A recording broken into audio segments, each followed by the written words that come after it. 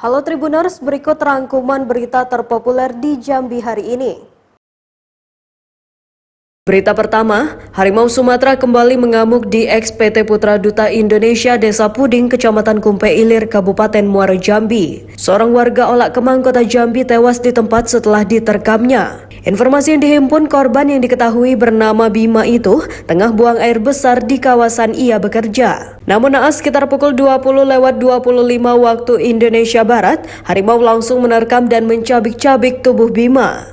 Kapolres Muara Jambi melalui Kasih Humas Polres Muara Jambi AKP Amradi ketika dikonfirmasi membenarkan hal tersebut. Menurutnya korban saat ini sudah dievakuasi ke rumah sakit. Kata Amradi, dari informasi Humas PT TPJ perusahaan yang mengambil rel perusahaan PT PDI, kejadian tersebut saat korban Bima seorang pekerja sedang buang air besar di semak belakang camp. Secara tiba-tiba langsung diterkam harimau dan meninggal dunia di tempat.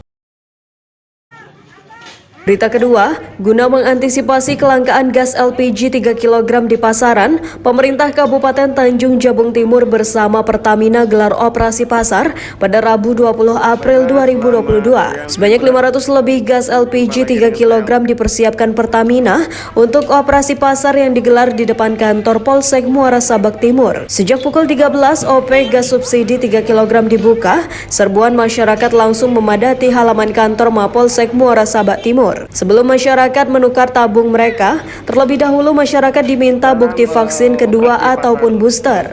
Baru mereka dapat melakukan transaksi pembelian gas. Dikatakan Kabid Perdagangan Disperindak Kabupaten Tanjung Jabung Timur Afrinaldi kepada tribunjambi.com, menuturkan dalam operasi pasar kali ini pihaknya menyediakan lebih kurang 560 tabung gas. Sementara itu banyak warga mengharapkan OP seperti ini dapat dilakukan kembali jelang Hari Raya Idul Fitri nanti, mengingat kebutuhan akan gas semakin meningkat jelang Idul Fitri nanti. Selain itu banyak juga masyarakat yang terpaksa putar arah karena belum atau enggan divaksin, karena sebagai syarat utama untuk mendapatkan gas harus divaksin.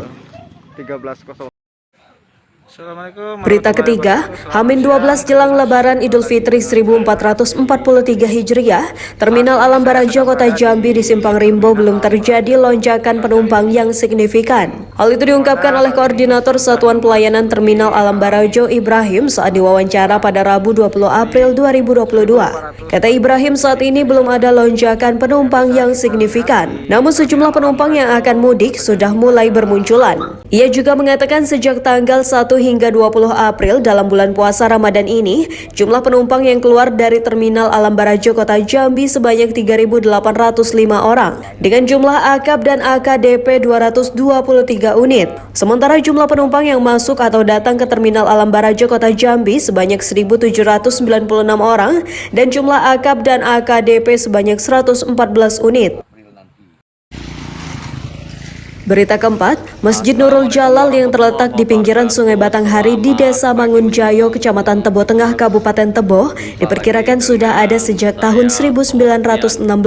Masjid Nurul Jalal diperkirakan dengan luas lebar 10 meter dan panjang 10 meter, hanya menampung kurang lebih 100 orang jamaah. Ada yang unik dari Masjid Nurul Jalal Mangunjayo, masjid tertua di Kabupaten Tebo. Bangunan masjid ini dibuat menggunakan semen kurang lebih 1 meter, selebihnya menggunakan papan. Dinding Masjid Nurul Jalal dipasang papan tegak lurus ke atas berjejer rapi. Di dalam masjid ada 4 tiang dari kayu bulian untuk menyangga masjid. Sampai saat ini masyarakat setempat masih memanfaatkan masjid tersebut untuk kegiatan keagamaan seperti majelis taklim pada hari Jumat oleh ibu-ibu yang berada di Desa Mangunjayo. Selanjutnya setiap hari-hari besar Islam seperti Maulid Nabi Muhammad SAW, Isra Mi'raj selalu diadakan di Masjid Nurul Jalal. Sedangkan pada bulan puasa digunakan untuk melaksanakan tarawih dan tadarus oleh warga sekitar. Bukan hanya digunakan untuk tarawih, masjid tersebut ketika Hari Raya Idul Fitri dan Idul Adha, masjid itu digunakan oleh kaum ibu-ibu untuk melaksanakan ibadah sholat dan diimami oleh laki-laki. Menurut keterangan dari Ketua Lembaga Adat Desa Mangunjayo Muhili Ali,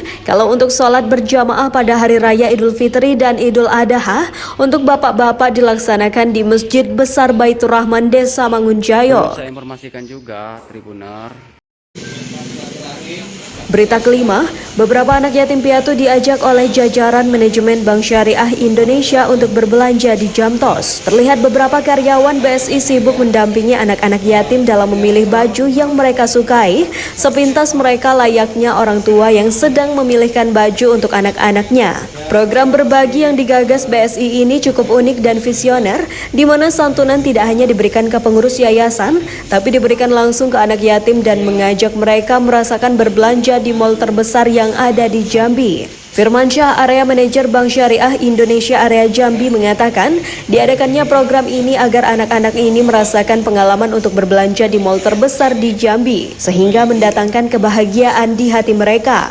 Program yang bertajuk Belanja Bersama Yatim Bank Syariah Indonesia Area Jambi ini merupakan program nasional yang diimplementasikan setiap cabang BSI. Di Provinsi Jambi selain Kota Jambi, program ini juga diadakan di Bungo, Bangko, Sarolangun, dan Tungkal. Firman menceritakan dalam mengembangkan bisnis, BSI tidak hanya mencari keuntungan semata, namun setiap keuntungan perusahaan selalu menyisihkan zakat. Demikian berita populer hari ini. Simak terus update berita terkini di YouTube dan Facebook Tribun Jambi.